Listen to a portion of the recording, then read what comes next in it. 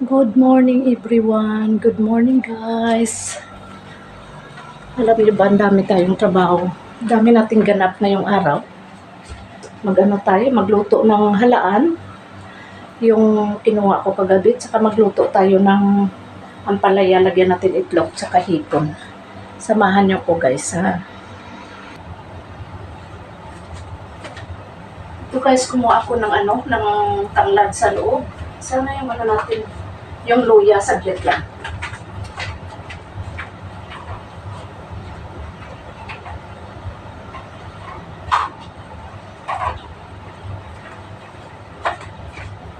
Tsaka ito may luya tayo. Tsaka lagyan natin ng sibuyas.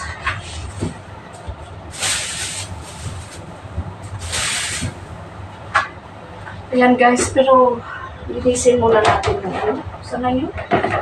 Linisin muna natin yung halaan.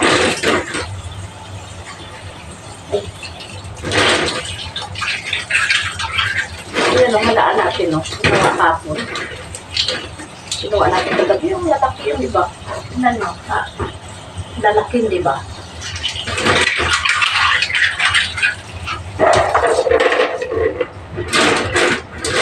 Ano lang po, normal lang siya guys na pagluto, walang nagkaka. Pakuluan ko lang sa luya, saka lagyan ng tanglad. Yung lemongrass ba? Lagyan ko lemongrass.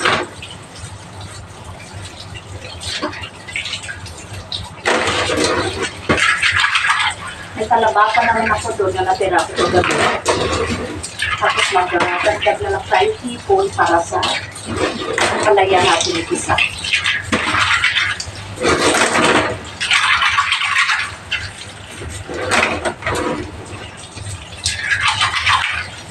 Siguro season na naman ngayon guys na ang tawag ko.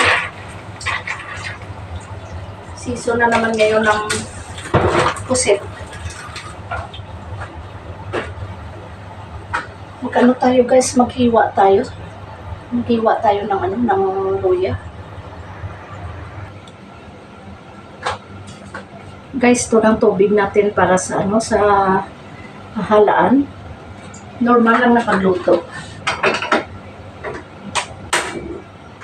Tapos lagyan natin ng tanglad.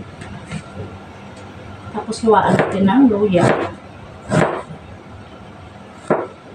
Normal lang na luto ba? Yung katulad sa probinsya guys. Tapos hiwaan natin ng sibuyas. Itong sibuyas. Mas maganda ngayon walang di ba? Walang mantika. Tapos magluto tayo ng ampalaya. Ang ampalaya natin, lagyan natin hipon tsaka itlog. Ayan. Tapos ito yung luya, luya, kamatis tsaka itlog. Lagay natin guys. Ito yung sa may halaan.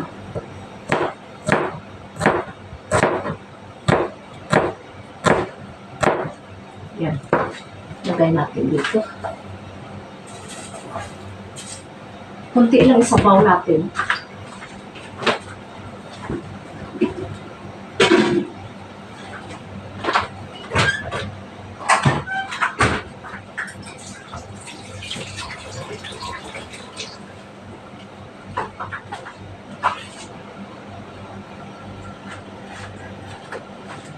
Yan ko na guys. Yung natin. Okay, tapos ilagay na natin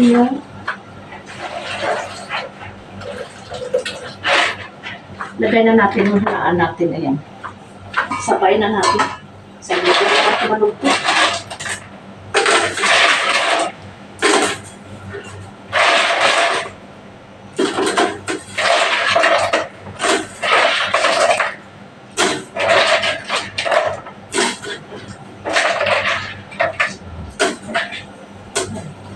Yan lang siya, normal lang. Saglit lang, kuha lang ako ng asin sa loob. Lagyan natin ng konting asin. Saka mamaya natin timpla.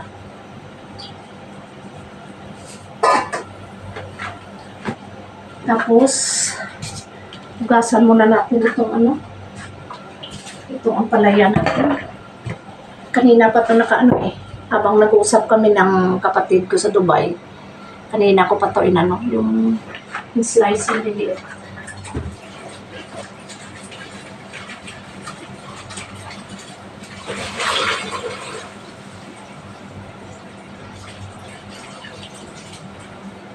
Babad muna natin sa tubig. Basura ko to.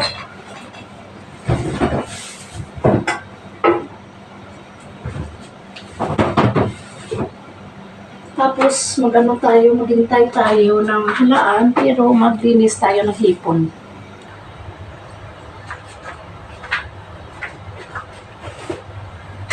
Guys, mag-prepare tayo sa ating hipon. Ito nababad ko na yung ampalaya. Ayan. Igisa na lang natin. Kasi tapos na ko hiwa sa ang tawag ko. Tabi muna natin ito.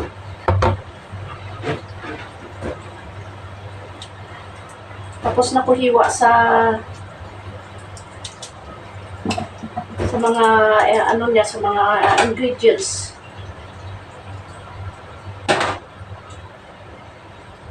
Inisin muna natin ito. Kasi may putik ba sa ilalim? Yung parang kinain yata nila ito, marumi oh. Ayan guys oh. Ayan. Yan yung itim. Kita nyo ba? Ayan. Yan ang itim. Yung kinain niya.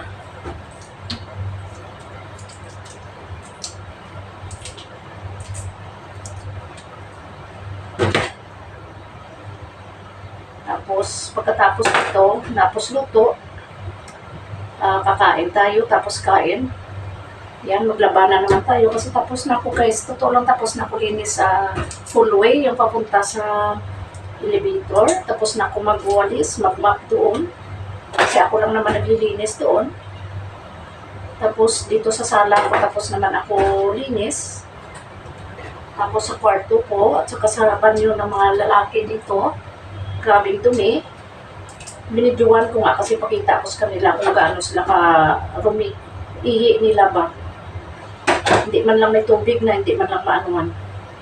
Mapa-sprayan ng tubig. May tubig naman sa sa hose. Nandiyan na sa banyo nila, pero ang ihi nila grabe. Kaya binidyoan ko talaga para hindi nila isipin na kumawa ang konestorya. Kasi may banyo din ako eh. Hindi ako gumagamit ng banyo nila. Sa kanila yung mga borders. Kulang pa nga ako sa borders ko. Tapos ako pa maglilinis. Tapos na ako linis lahat.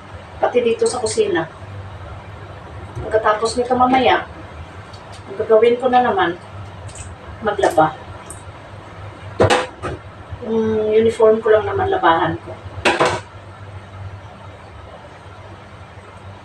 Yan. Kasi hassle ba ka? Minsan maramdaman mo may kinakain ka na buhangin. Kaya dito sa hipon na kinakain nila. Tagal na ba hindi ako nag-cooking sa seaside, sa totoo lang. Kagabi kami, naghalaan. Ito nga yung mamaya kuhaan ko Makita nyo yan sa ko sa videos ko. Na may halaan, nanguha kami ng alimasag, nanguha kami ng talaba, nanguha kami ng pusit ba na ang tawag doon, yung may sa likod, yung malalaki. Oo, grabe yung kasama ko ba. Dalawa sila nanguha. Ay ako, nasa tabi lang ako, takot ako sa kasi wala akong ilaw. Sila may ilaw, sila may flashlight, sila na yung nalagay sa ulo ba, maliwanag.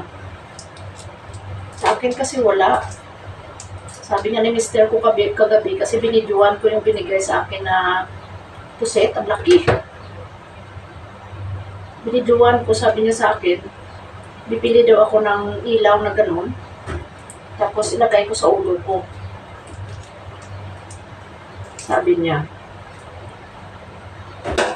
Kaya yan, gagawin ko. Pag pumunta ako sa file, gagawin ko. Marami kaya kami kagabi. Hindi lang kami, may mga Pilipino din.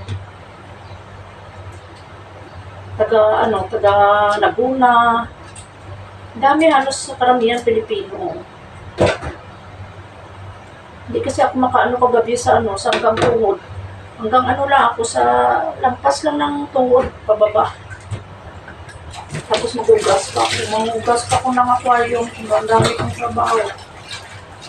Sabi ko magsimba sana ako.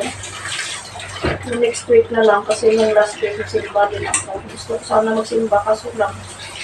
Dami kong trabaho. Hindi ko kaya tingnan yung bahay ng dumi. Grabe man lang yung mga borders ko kasi parang wala man lang yung puso. Mga lalaki kasi hirap. Ito na guys, so yun na yung natin, yung malinis na siya. Yan, hipon. Hiwa-hiwain na lang natin. Para mag-isa na.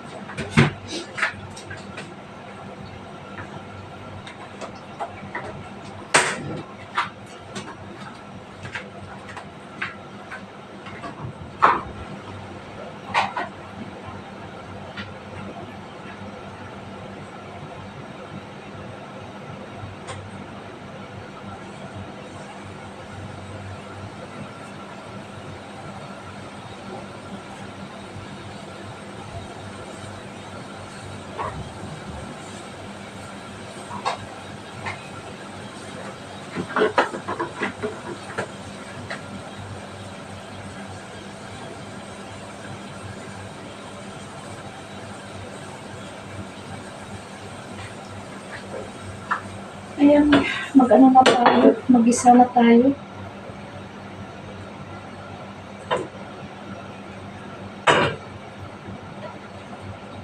Mag-isa na tayo ng ampalaya natin.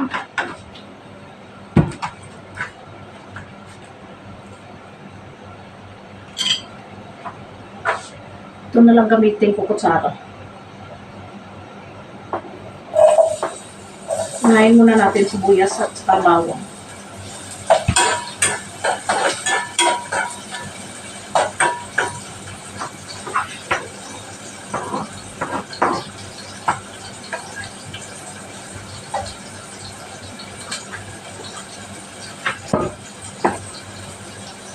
Iwain natin ito ng maliit. Iwain natin sa gitna ba? Kasi medyo malaki eh. Malalaki kasi nipon ito na binili ko guys.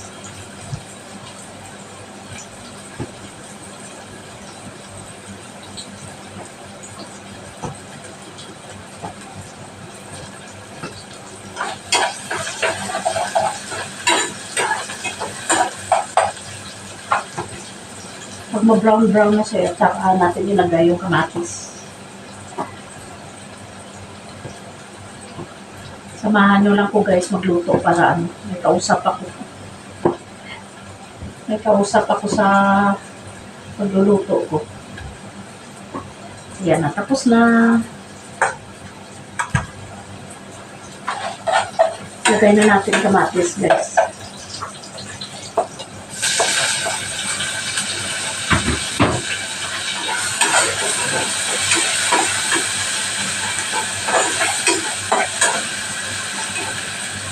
Saglit lang ilapit ko kayo para makita.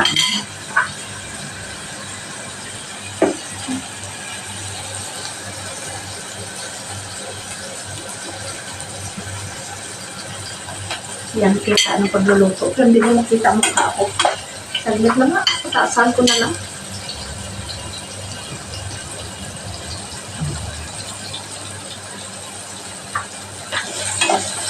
Ganun pa rin. Hindi pa rin makita.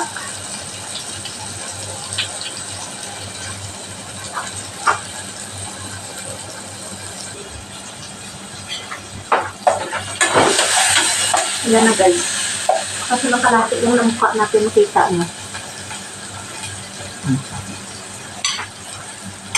Lagay na natin yung hipon.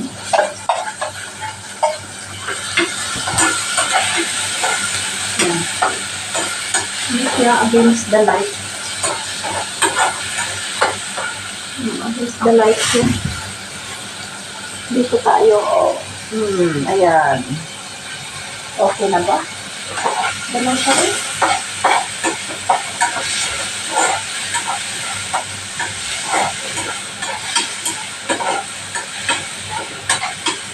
Ayan.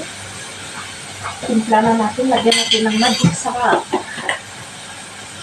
Ayan. Kunti na magic sarap. Timpla na siya natin. Tapos lagyan natin na kunting asin. Okay, at saka black pepper. Lagyan natin black pepper.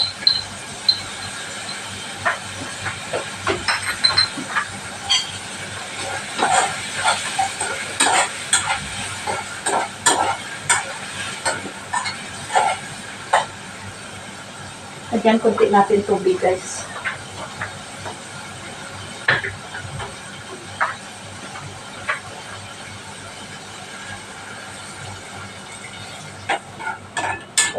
Para maluto yung tipo natin.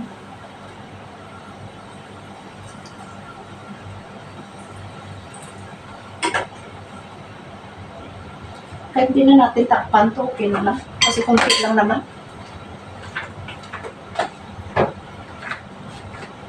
Guys, iwanan ko muna kayo kasi kukuha ako ng bigas. Magluto tayo ng sinaing.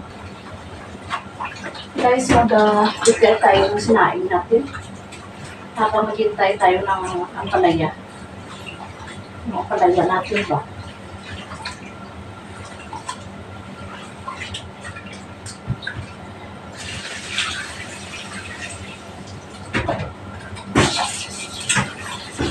Gasan muna natin sa lang.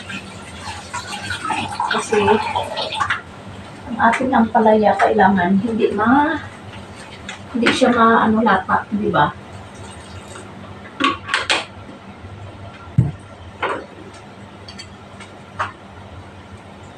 Kasi kasuhin muna natin yung ampalaya.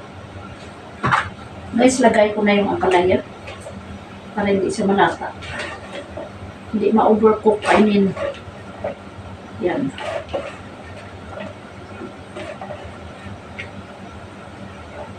Yun. Yan ang ating ampalaya.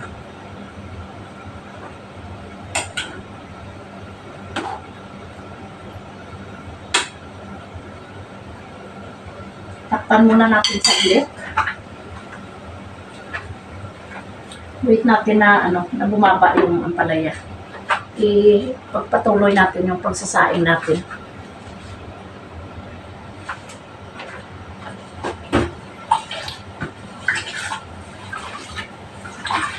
Alam mo guys, yung yung bigas ko, jasmine.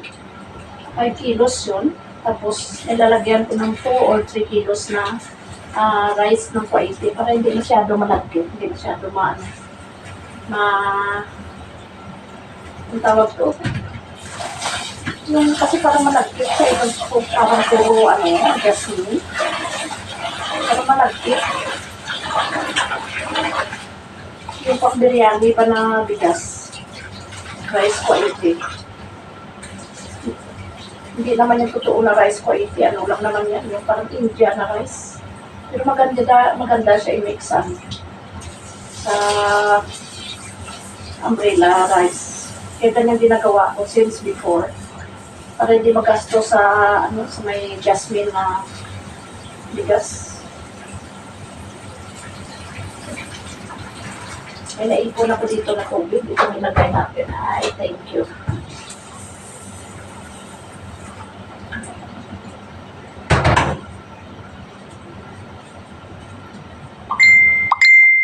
Ayan siya guys.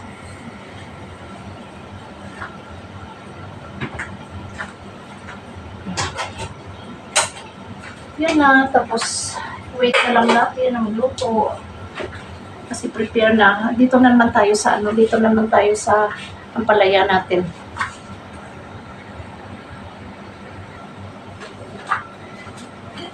Dito tayo sa ampalaya. Wala? Ang sarap naman ito. Tapos lagyan ko ng, dahil lang tikman ko muna. Lagyan ko ng itlog.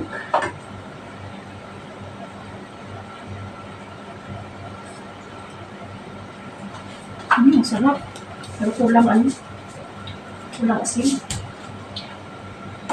Tamis-tamis. Pero kulang asin. Tapos, ito itlog.